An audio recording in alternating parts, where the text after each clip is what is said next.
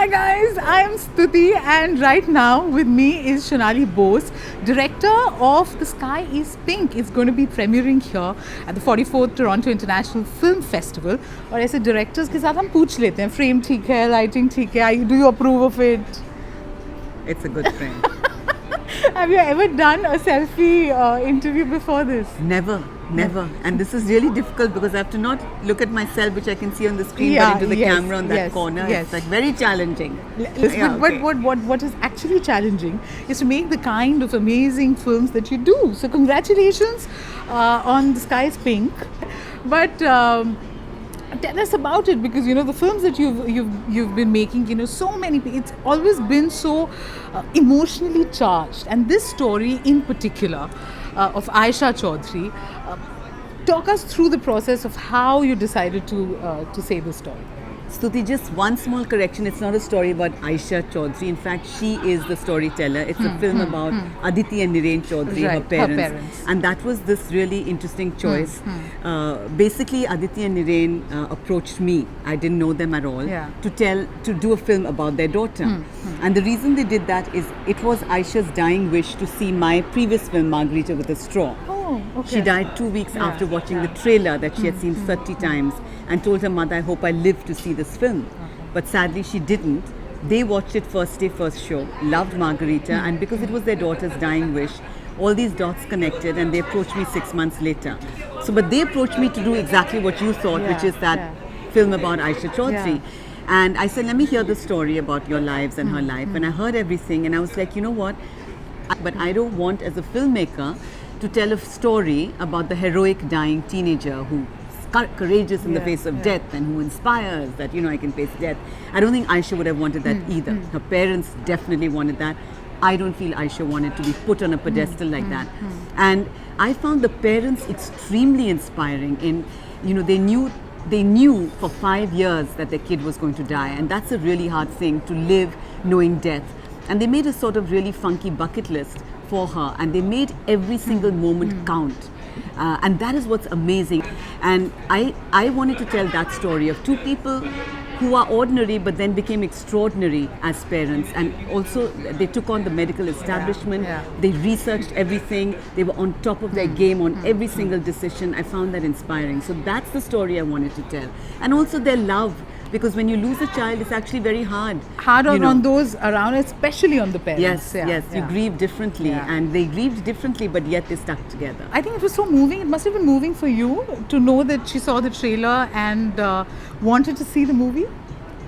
Hugely moving. Like, that was just unbelievable. I had just come back to Delhi for a holiday, and it was her birthday, and I told the parents, I had just heard the story about her, and I said, you know, I celebrate my own son's death. So I also was drawn to this film because it's dealing with the loss of a child, and I've lost a child, and I was very comfortable by this time with my grief. I had worked on my grief. I sat with the pain, I held it in my hands till I transcended it. So I was in a place of light and love with death, with really feeling connected with my own son. And I really felt I could connect with Aisha. So I was in her room with her things, lying in her bed the day of her birthday, and then her mother opened her cupboard and said, I've not, howling. The mother said, I've not been able to touch her cupboard, but I want to give you something of hers to wear. And I was so honored and moved by that. And I went to that birthday, which they were inspired by me to celebrate death days. Like, I believe in celebrating death days the way you celebrate birthdays. So they loved that concept. And so there was a rock concert for Aisha's birthday where the father sang on stage.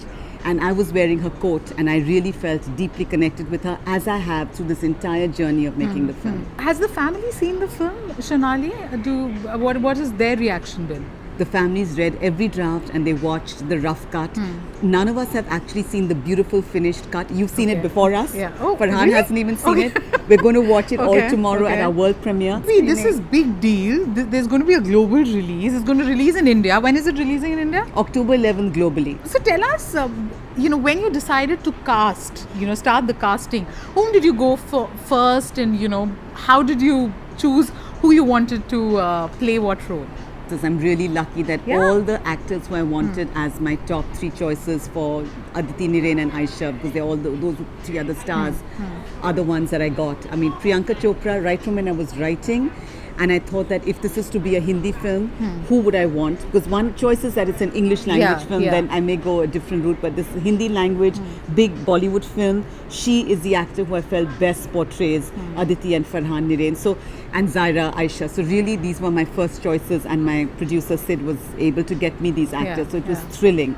And I auditioned 100 people before choosing the fourth member of the family, Ishan Chaudhary, who's very, very special for me. My own son who died, his name is Ishan. So what are the odds of that? It's unbelievable. And Rohit also just stole my heart. And I think the four of them are so phenomenal, because the other thing is that this is a Shonali Bose film with stars. So it's not different than Ammu and Margarita with a straw in its emotional intensity that is demanded of the actors.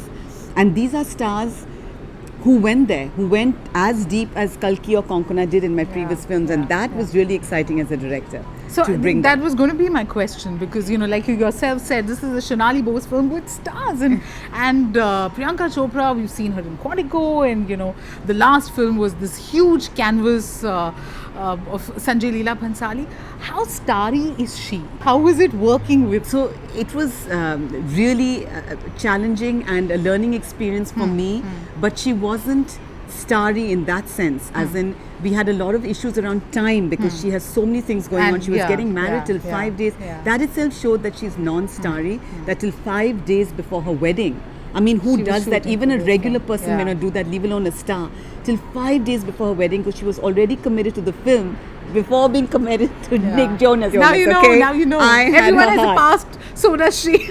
I had her heart, and she gave me her heart, and we really connected at a heart level. I mean, at the very first meeting in New York at her flat, she had read the script, she loved it, and I was in LA, and I flew out, met her, and we connected right then on death.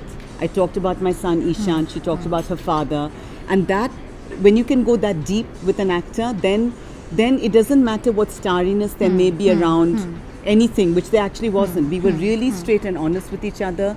We had a lot of like heart-to-heart talks, like probably the most I've connected with any, and I've had very strong relationships. I've had always women actors, protagonists. I would say the most close I have been with Priyanka, because it's been a year, and I've seen her go through so much in that year. I saw her from dating to get married, and so many things, and talking about motherhood, because I'm a mother and she's excited to be a mother and have children. So many things we shared as women. So when I first went to meet her, not the time that we bonded in New York, but when she came to India, then I was getting ready with my director's hat, and even later she laughed and she was just like, you were just so strict and intense. and Sid, my producer, like empowered me. He was just like, like you need to just be yourself, because this is it's in your hands, vision, your film, your vision, and like if Priyanka feels you're weak as a director, like she's also very strong as a producer, and she's a producer on the film as a director also, like she could be, she'll walk over you. And I was like, I cannot have her walk over me, or there's no chance of that. And I was just like very like sort of militant. We have to have rehearsal. Like we cannot do the film if we can't get rehearsal. And I made all these rules, like which I felt, and she was so cool about it. You had written this Facebook post about how you were unable to reach Zaira Wasim. Have you managed to speak to her? Now it's been 1 month blockade of Kashmir. I was on a Lufthansa flight, so I landed Frankfurt. We were straight put on the next plane, and it's about to take off. I'm just about to switch off my phone when I see an unknown number flashing, a landline number, and I answer the phone, and it was Zaira. And this is just like the biggest gift to me to come to this film festival, to hear my baby's voice. And she was so excited and happy, because she was at her aunt's house and the landline was working in her aunt's. I'm feeling teary. She was at her aunt's house and the landline was working then, and that was just such a beautiful gift to speak with her before coming to the film festival, because I was worried out of my mind. I had just done the voiceover with her till the day before. We were in Jammu recording, and she said, I think something bad is going to happen because there are all these troops being, and I was like, no, it can't be Article 370, nothing bad's going to happen, and it did. And so I really wanted to be able to connect with her, and then I couldn't, like for 1 month. And then she called me as I'm getting on a plane to come here. And while watching the film, I somehow was thinking that she's so good. She's so good. And did you try to talk her out of it? Did she discuss with you before deciding? I definitely didn't try to talk her out of it. She's only 18 years old. And I was just like, you know what, just have a normal life. Go to college, pray, do your thing, and just be normal. Like she's been a kid actor, and her mother was so upset. I was just like, it's okay, she's only 18. She may change her mind. The film industry will be waiting for her. She's a brilliant actor. And I absolutely support anybody's decision in doing anything that makes her happy. And she was so peaceful and happy with her decision. Doesn't matter what I think she should do or not do, or anybody else. Yeah, that's perfect.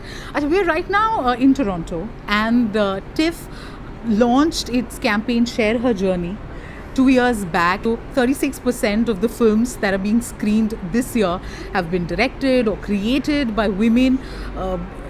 Do you like the title of a woman director? How would you place the whole gender element with the kind of work that you're doing? I have gone back and forth on this. Like at times I felt that, don't box me.